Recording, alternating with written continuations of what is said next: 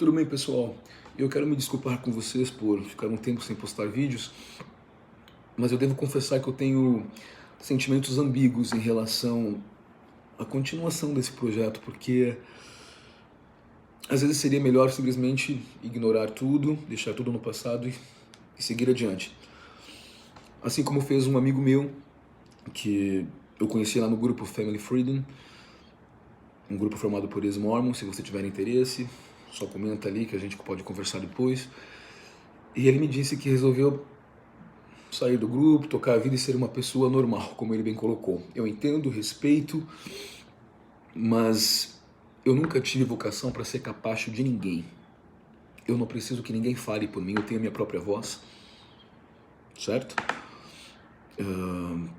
E portanto, eu decidi continuar. E eu tenho tanta coisa para contar. E hoje eu quero falar sobre uma prática desumana e cruel da seita Mormon, que é a excomunhão. E eu vou contar a história de duas mulheres. Uma mulher que mora no México, que me procurou. Foi interessante isso, porque eu estava pensando já falar sobre isso, e ela me procurou e quis compartilhar a história dela comigo, e eu vou compartilhar com vocês, obviamente com a autorização dela. E a outra mulher é a minha mãe. Eu vivi isso dentro da minha casa, tá? E o pior de tudo isso é que no momento em que os Mormons vão até você, te procuram na tua casa, eles não te contam quais são as consequências de não cumprir com alguma regra. Colocam rapazes jovens, mulheres jovens na tua casa, bem intencionados, que também estão sendo enganados, com texto todo decorado, não é? Mas não te dizem, eles não são honestos contigo. Eles não dizem, olha, se você não cumprir, a consequência é essa. Eles dizem que aquilo é uma mensagem de paz, alegria e prosperidade. E a depender do momento em que você esteja passando na vida, né? A vida é cheia de percalços, correto? Cheia de incongruências, não é? Você acaba acatando isso, né? Geralmente em um momento de fragilidade e vulnerabilidade. Bom, para começar, eu quero criar um paralelo do mormonismo com uma outra seita fundada na Austrália nos anos 60. E vamos ver se existem similaridades ou não, correto? Existem muitas similaridades e você vai constatar isso também. Essa seita foi dirigida por Annie Hamilton Byrne nos anos 60. E eu vou contar a história de Ben Shenton, que foi uma das pessoas que viveram dentro da seita, que era quase que um cativeiro.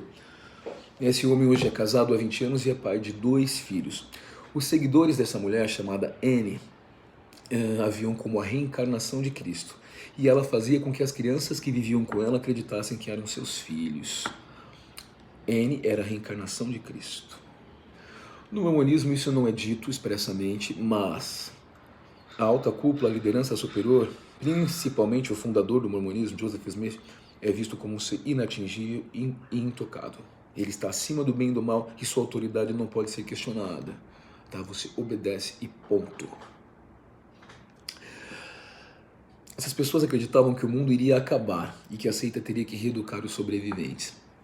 O mormonismo também é bem fatalista nesse aspecto. A segunda vinda, o Armagedon, a destruição dos iníquos. E aqueles que não estiverem protegidos pela seita, ou aqueles que eventualmente tenham descendido, serão destruídos. As crianças eram submetidas a tratamentos cruéis e todos eram obrigados a usar roupas iguais. O que acontece no templo mormon, nas igrejas mormons, nas capelas mormons? Todos se vestem no mesmo padrão, os cabelos são iguais, as roupas são iguais. No templo mormon, então, nem se fala, todos usam roupinha mágica por baixo, não é? Eu vi a história de uma mulher recentemente que ela conta que ela ficou tão bitolada, sabe?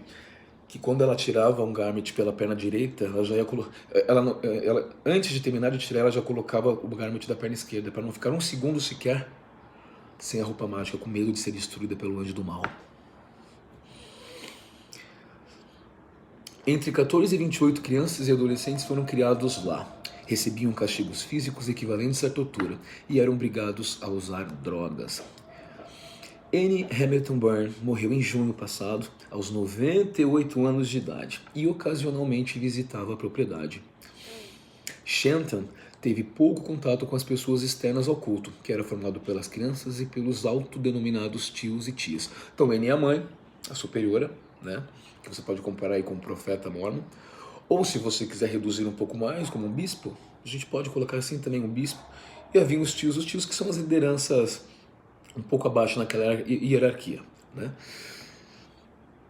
É interessante porque no mormonismo essa hierarquia, você deve submissão a essa hierarquia.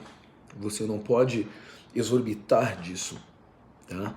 Você obedece incondicionalmente, correto? Vamos subir aqui. Deixa eu descer um pouquinho. Esses tios adultos eram muito leais a Anne. O único contato com o mundo exterior eram os livros, e Shenton ficou fascinado com as histórias sobre a Segunda Guerra Mundial e começou a se referir à propriedade onde vivia como campo de concentração. Eu costumo qualificar o mormonismo como uma prisão sem muros. Eu falei disso no vídeo anterior. Ele te persegue onde quer que você vá, não é? Se você é um condenado pela justiça comum e você foge, digamos que você esteja numa prisão de segurança máxima, mas se você consegue fugir, tá livre, meu amigo. Tá livre. Se esconda, vá para outro país, espere prescrever, ainda tem isso, né? As penas prescrevem, se o Estado não consegue se o Estado não consegue valer a sua própria lei, você não pode ser tido como um criminoso perpétuo, você não pode ter uma pena perpétua, principalmente no Brasil, isso é proibido.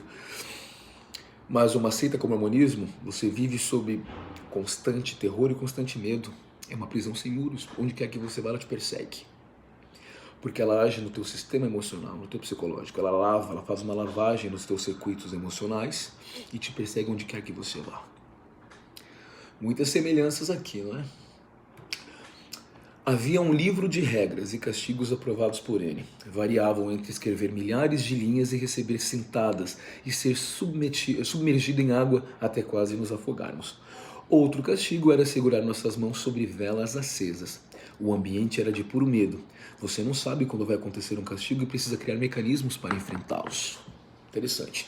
Claro que no mormonismo isso não acontece. Eles não te impingem dor física diretamente. Eles não te agridem, você não é submetido à tortura física, tá? Mas você é submetido à tortura emocional. Tortura emocional, inclusive, que tem levado muitas pessoas ao suicídio, que tem levado muitas pessoas a fazer uso de medicamentos controlados. É um tipo de agressão, gente. Às vezes é melhor você levar um soco na cara do que ouvir certas palavras. Você concorda comigo? Né? Mais semelhanças aqui, não é? E ele descreve, né, o ambiente era de puro medo. Eu vivia sob medo. Medo constante. Chegou ao ponto de que eu tinha medo, inclusive, de pensar. Eu tinha medo de pensar, gente. Eu não olhava um outdoor, tivesse alguma imagem, alguma coisa, eu já achava que eu estava cometendo alguma infração. Certo? Vou falar sobre isso detalhadamente em outra oportunidade também. Como funciona o mecanismo de medo lá dentro. Quando o Annie visitava o grupo, era quase como se estivéssemos recebendo a visita de um ídolo do rock. Os tios ficavam muito emocionados, mas ao mesmo tempo tinham muito medo. O profeta Mormon virá ao Brasil agora. Né? Eu estive naquela celebração quando Gordon B. Hinckley veio ao Brasil. Eu participei do coro, aquele coro lindíssimo, inclusive, de vozes selecionadas eu participei. Vou contar essa história para vocês. Aquele dia foi trágico para mim. O profeta está vindo agora, profeta. Imagine você como nós estamos nos bastidores das capelas mormons. Inclusive eles terão que pagar ingressos para isso. Deve estar um frenesi total. É como se uma estrela do rock estivesse chegando. Se Annie estivesse de mau humor, ficava muito feliz nos golpeando com um salto de agulha. Ela era muito carismática, havia feito cirurgias plásticas, se vestia bem e realmente conquistava as pessoas. Eu vi a fotografia dela. Realmente uma mulher distinta, aparentemente distinta, bem vestida, grife de cima a baixo, sabe? E só de olhar ela tem assim um carisma contagiante. Ela é enigmática, aquela mulher, sabe? E os líderes mormons têm muito disso. O fundador do mormonismo era um homem extremamente carismático, extremamente inteligente. E aquele que o sucedeu também era Brigham Young. Era um homem que tinha um poder assim de convencimento gigantesco. Até hoje eles têm isso.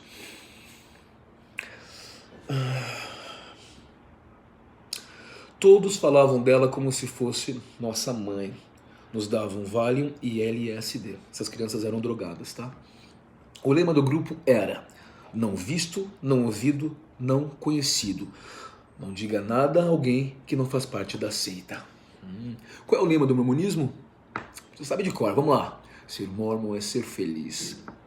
Se você está chateado, a tua vida está afundando, seu relacionamento não está legal, está desempregado, não está trabalhando, está sem dinheiro, as contas estão vencendo, está com problema de saúde, a partir do instante que você adentrou os portões mormons, sorriso lânguido no rosto e vida que segue. Você tem um papel para desempenhar ali dentro. Não se atreva a sofrer. Você está feliz, porque ser mormon é ser feliz. Se você não está feliz, provavelmente você não está seguindo as regras como se deve e, portanto, precisa ser punido. Certo? Evidentemente pelos líderes. Alguma doença psicológica, algum problema? Procure a liderança. Não procure a medicina. Se eu tinha alguma interação com pessoas de fora, tinha que falar o que eu havia dito para eles se assegurarem de que eu não havia revelado nada. Se cometia alguma infração, era castigado. Não ande com pessoas do mundo. Elas não têm os nossos padrões. Nossos padrões são elevados, nós somos eleitos. Eles vivem em extrema ignorância. Você é especial. Afaste-se deles, porque senão você pode ser contaminado pela influência pérfida que eles exercem na tua vida. Parece exagero da minha parte, né? Dramático demais, mas é verdade. Eu fui ensinado assim 20 anos. Minha mãe está lá até hoje. Minha mãe tem 33 anos de mormonismo. Uma mulher de apenas 48 anos de idade. Sim, minha mãe tem apenas 48 anos de idade. Vou contar um pouquinho para vocês uma oportunidade sobre a estrutura da minha família. É muito curiosa. Vamos lá. Agora aqui, como essas crianças foram resgatadas. Em 14 de agosto de 1987, duas das meninas sob o domínio do grupo conseguiram escapar e chegar à polícia. Nesse dia, mais de 100 agentes foram à propriedade. Na família, no grupo, nos diziam que os policiais nos levariam, nos espancariam e nos atirariam no lago. Então eu fiquei assustado. Interessante isso também, né? O mormonismo criou a figura de um inimigo. Não só Lúcifer, não só o gênio do mal, mas a legião de espíritos que ele levou junto consigo na guerra dos céus. E mais, as pessoas que estão fora do grupo também estão contra nós. Se não estão conosco, estão contra nós. Não há meio termo. Elas se recusam, elas são duras de coração, não aceitam a verdade, né? Se unem a outros grupos religiosos fundados sob um alicerce de areia, não é? Pobre coitados, eu tenho a verdade na minha vida, você não tem. Fique longe deles, fique longe dessas pessoas. É bem assim. Se você não percebeu ainda, você vai perceber. Presta atenção numa coisa. Quando você for a alguma reunião mormon, anote mentalmente, ou no teu smartphone, onde quer que seja, no papel, quantas vezes eles dizem coisas ameaçadoras. Isso acontece nos hinos, isso acontece nos discursos, nas aulas, nos manuais, nas escrituras. Tudo aqui aspas, tá? Porque nada disso é verdade. Hoje ao profeta rendamos louvores. O último verso diz: e quem renegar a mensagem perderá seu maior galardão. Está te ameaçando aí. Deus te ama muito, te ama demais. Mas se não fizeres essas coisas, serás condenado no último dia. É medo constante. A investigação do caso. A investigação revelou que 28 crianças acabaram sob os cuidados de Anne. A década de 60 teve muitas gestações indesejadas e Anne se aproveitou disso. Ela adotou ilegalmente crianças nascidas de mães que não desejavam ter filhos e até pediu a alguns dos seus 500 seguidores que lhes dessem seus próprios bebês. Quando você coloca um filho de 4 ou 5 anos de idade, como me aconteceu na sala de um homem adulto, para se confessar, você está entregando o teu filho na mão de um homem mortal, que detém ali um poder inquestionável, um poder ilimitado. Imagine você o que pode acontecer com essa criança.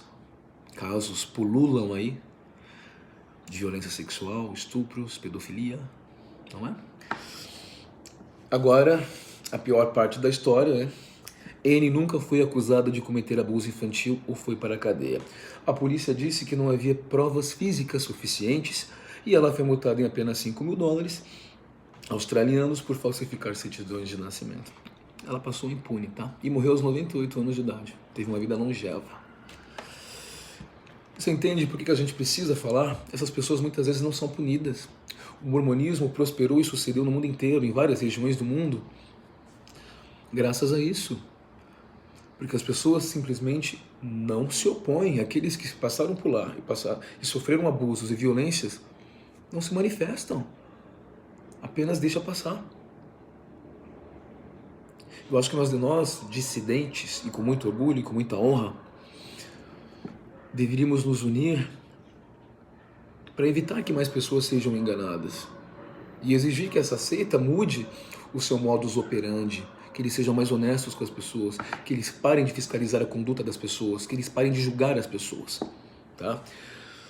Muito bem, agora eu vou falar para vocês, vou entrar no real propósito de eu estar aqui hoje.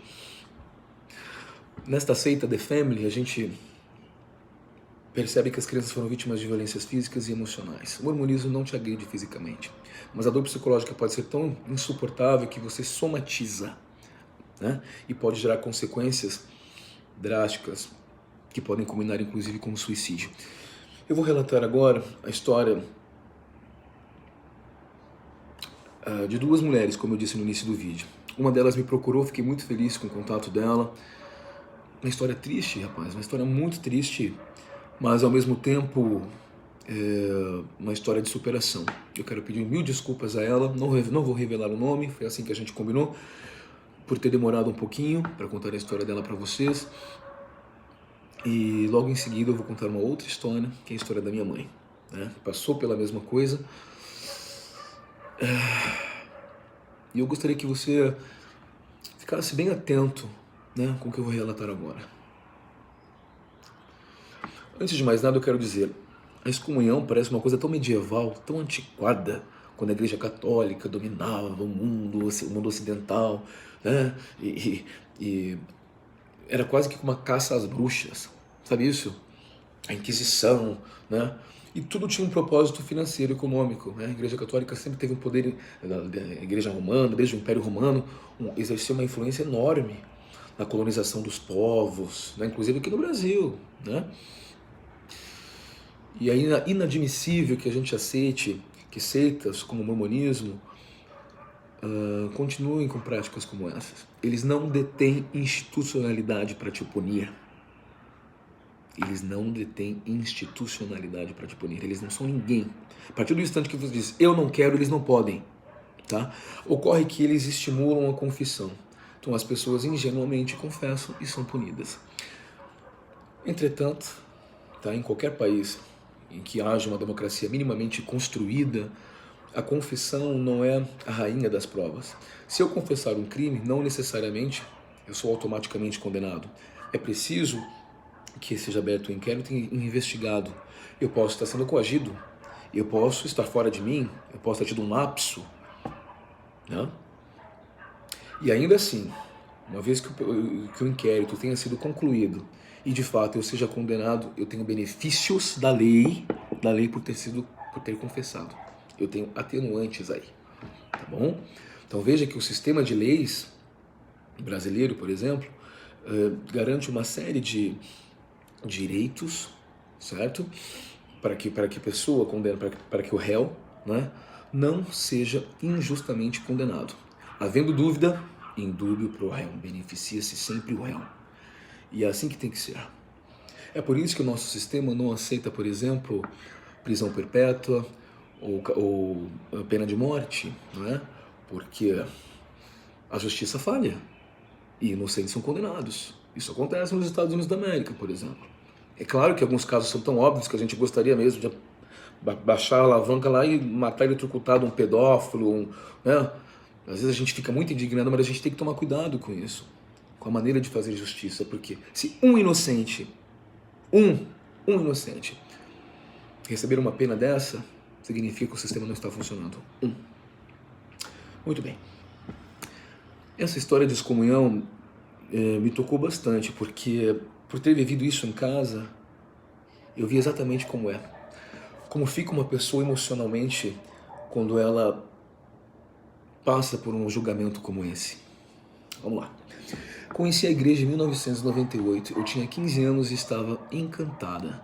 Todo aquele amor e aquele acolhimento. Eu quero ser assim o mais fiel possível ao relato dela. Ela me mandou áudios, então eu fiz uma transcrição, resumi um pouquinho, mas eu acho que eu peguei a essência do que ela me disse. Eu era muito inocente naquela época, eu nunca tinha escutado falar sobre Deus e me encantei com a igreja. Fazia tudo o que eles pediam. Você sabe como é, até mesmo um palavrão que a gente diz, nos sentimos mal. Me casei aos 19 anos com um ex-missionário, oh meu Deus do céu.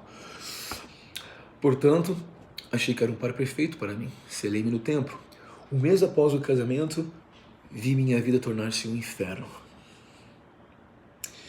Meu marido não permitia que eu estudasse ou trabalhasse. Minha vida era de casa para a igreja, da igreja para casa. Fiquei 6 anos casada. Em resumo, tive meu filho e meu ex-marido deixou de trabalhar e eu precisei trabalhar para manter a casa. Durante 5 anos, eu fui responsável pelas despesas da casa. Foi quando decidi pedir o divórcio. Comecei a ser julgada pelos membros da igreja que achavam inadequado minha decisão e começaram a especular se eu não teria um amante. Diziam que eu era louca e puta, de acordo com as palavras dela. Você já passou por um corredor na igreja Mormon, no momento em que você troca de salas? As coisas que são faladas lá dentro? Fulano largou a igreja, fulana tá grávida, ciclano é gay. É uma crueldade aquilo ali. É uma crueldade. Eu não tinha ninguém. Minha família, que não era membro da igreja, me apoiou. Enquanto isso, eu conheci meu marido mexicano e contei-lhe minha relação com a igreja. Mudei-me para o México e vivemos 15 dias como namorados antes de casar. Absolutamente normal, né? Meu marido acabou aceitando frequentar a igreja. Passamos a ter vários problemas. Meu marido é um homem muito estudado e aceitou a igreja apenas para me acompanhar. Eu brigava com ele porque ele não queria seguir, então começamos a brigar frequentemente. Em uma entrevista para recomendação para o templo, fui questionada sobre castidade e foi quando contei que tive relações com meu marido um pouco antes de casarmos. Recebi uma carta com a data da excomunhão. Meu marido ficou indignado e procurou o bispo dizendo-lhe que não permitiria que eu fosse julgada dessa forma. O bispo disse que eu não seria julgada, mas que seria um conselho de amor. Que bom que ela tem esse marido, né? Um homem realmente inteligente, pelo que deu para perceber aqui. No dia do julgamento, eu fiquei sozinha em uma sala com 4 homens. Eu estava tão condenada que não pude fazer parte da oração inicial do julgamento. Eu fui julgada, inclusive, por um ato cometido no passado, que eu já havia confessado. Então, ou seja, ela foi julgada por ter tido relações sexuais com o próprio marido, antes de oficializar a relação, mas já vivendo como um casal, e mesmo que não tivesse vivido, né? É a coisa mais natural do mundo. E por um ato do passado que ela já havia confessado. Por esse ato do passado, ela havia ficado 2 anos sem tomar o sacramento, né? Com os direitos, digamos assim, os direitos mormons suspensos, não é? E ela foi novamente condenada por isso. Eu me senti encurralada dentro daquela sala. Disseram que eu não era digna e que eu precisava ser punida. Essa punição era a excomunhão. O julgamento durou 1 hora. Disseram que meu nome seria excluído dos registros da igreja. Aquilo foi como uma faca no meu coração. Os líderes que eu amava, eu acreditava tanto naquilo que eu costumava dizer que a igreja não era somente parte da minha vida. Ela era a minha vida. Eu continuei frequentando a igreja. Eu não tomava o sacramento. Eu não falava com ninguém. E meu filho começou a perguntar o porquê de eu não participar. Foi quando eu expliquei o que havia acontecido. E ele achou muito injusto. Em algum momento, a presidente da Sociedade de Socorro disse que o sonho de seu marido era ser presidente de área e que para isso deveria pagar a quantia de 900 mil pesos. Foi quando comecei a achar estranho o que acontecia na igreja. Fui vítima de xenofobia, fui tratada como louca pelos membros por minha cultura e idioma. Meu marido me questionava o porquê de eu me submeter a um tratamento tão desumano. Nunca fui vista como parte da igreja. É incrível quanto isso mexe comigo, até hoje. Não deveria ser assim, mas ainda acontece. Nunca fui tão julgado em qualquer outro lugar como fui nesta igreja. Passei a vida acreditando que eu não era suficientemente boa. Então me custou muitos tratamentos, inclusive tratamentos psiquiátricos. Graças a Deus eu encontrei um terapeuta que fez ver que somos seres imperfeitos, que estamos aqui para evoluir. Disso se trata a vida. Então você pode imaginar o sofrimento dessa mulher, né? Ela ficou numa sala encurralada com 4 homens, sem direito de defesa. Gente, isso não acontece em lugar nenhum do mundo. Eventualmente pode acontecer, mas, digamos, um crime de homicídio, 129. Há um júri. No Brasil, júri apenas crimes contra a vida, tá? Você só tem um júri ali formado, crimes contra a vida. Você tem um promotor, o Ministério Público que acusa. E a parte, ou acusado, tem direito à defesa. Ele tem direito a roubar testemunhas, ele tem direito de se defender. Ele não precisa nem confessar, ele não precisa produzir provas contra si próprio. Ele pode manter-se calado, sem que isso acarrete em prejuízos para a sentença. O juiz, quando condenar, precisa fundamentar com base na lei. É fundamentado, não é porque eu acho, porque eu acredito, nem achismo. É baseado em fatos. Tem que ser assim. É o que se busca. Essa mulher não teve direito de se defender. Ela foi julgada por um ato natural. E ela carregou uma culpa perpétua. E quando ela me relata isso no áudio, ela mandou áudio, tá? Eu escrevi aqui, eu transcrevi. Ela se emociona, ela se comove até hoje. Tá? Tantos anos depois, ela se comove. Isso fica, gente. Isso acarreta um prejuízo psicológico gigantesco. E alguns não superam. Tá? Eu não quero ser leviano com ninguém. Eu não quero dizer que o mormonismo é a causa de todos os nossos problemas, né?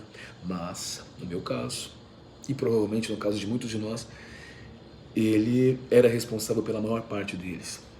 Eu teria encarado a vida com uma maneira muito mais saudável se o mormonismo tivesse feito parte da minha vida, certo? E eu estava querendo ouvir outros relatos sobre a excomunhão, porque o único caso que eu conhecia era o da minha mãe. E eu lembro que quando ela foi excomungada, ela chegou em casa, fez uma reunião conosco, a mando deles, eles mandaram ela fazer isso, inclusive. Ela sentou e chorou copiosamente. Aquilo não era culpa, gente, aquilo não era sua culpa, aquilo não era remorso. Havia ali uma pessoa despedaçada. Eu nunca vi um ser humano naquela situação. Sabe aquele dia que você faz alguma coisa que não deveria? Bebeu uma cervejinha a mais, se envolveu em alguma coisa que não devia, ou cometeu um ato ilícito, acontece, né? Crime só existe se alguém descobre. Se não descobrir, não existe, tá? Mas coisas que a consciência nos cobra, né? A gente sente culpa. Aquilo ali não era culpa. Eu vi um ser humano desconstruído na minha frente, um ser humano descomposto. Uma pessoa que temia pela sua própria alma, tá? E ela diz que quando acabou a sessão de excomunhão, tão medieval isso, eles fecham a porta e dizem para ela assim: não se esqueça que nós te amamos. Que amor é esse, cara? Que amor é esse? Eu aposto que eles estavam felizes da vida em ter o poder nas mãos de julgar um ser humano como aquele, daquela maneira. Eu aposto. Lembra da Idade Média, em que pessoas eram condenadas por serem bruxas, eram perseguidas e as pessoas ficavam em volta aplaudindo? Lembra da guilhotina no Império Romano? Lembra disso? O rei fazia questão, para dar exemplo aos súditos, de fazer de aplicar a sentença diante das pessoas. E as pessoas viam aquilo como um show. As pessoas gostavam. O ser humano tem a crueldade dentro de si, é impressionante. O sadismo, o nível de sadismo que é isso. Uma tortura psicológica. Eu não preciso te dar um soco para te ferir. Eu vi isso na minha casa. E durante anos, aquela sentença, a minha mãe precisou se submeter àquela sentença. Ela sentava quietinha no canto dela, feito um animalzinho acuado. Ela não podia tomar parte do sacramento. Ela não podia levantar o dedo para opinar. Ela mal podia se colocar diante das pessoas. Ela entrava calada e saía calada. Pelos corredores, o que se comentava? Atrocidades. Nunca na minha frente, porque se falasse, as pessoas me conhecem bem, sabem que não é bom negócio mexer comigo. E eu lembro, eu era diácono e eu distribuía o sacramento. E eu fazia questão de me encarregar pela fileira da minha mãe, para que ela não ficasse constrangida. E eu lembro do rostinho dela,